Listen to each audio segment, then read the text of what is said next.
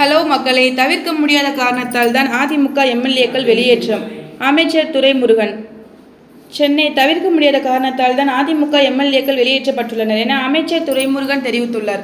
பரபரப்பான அரசியல் சூழலில் தமிழ்நாடு சட்டப்பேரவையின் 2வது நாள் கூட்டம் தொடங்கியது. விஷச்சாராய விவகாரம் தொடர்பாக சட்டப்பேரவையில் அதிமுக எம்எல்ஏக்கள் அமளியில் ஈடுபட்டுள்ளனர். எதிர்க்கட்சித் தலைவர் மட்டும் பேசலாம், மற்றவர்கள் அமைதி காக்க சபாநாயகர் வேண்டுகோள் விடுத்தார். எச்சரிக்கையை மீறி தொடர்ந்து அதிமுக எம்எல்ஏக்கள் அமளியில் ஈடுபட்டதாக வெளியேற்ற சபாநாயகர் உத்தரவிட்டுள்ளார். அதனைத் தொடர்ந்து அதிமுக உறுப்பினர்களை அவை காவலர்கள் குண்டுகட்டாக வெளியேற்றினர்.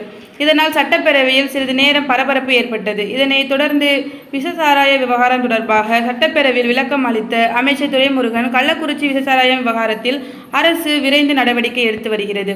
சட்டப்பேரவையில் கேள்வி நேரம் என்பது மிக முக்கியமானது. அந்த நேரத்தில் வேறு எந்த விவாதத்தையும் எடுக்க முடியாது என்பது விதி.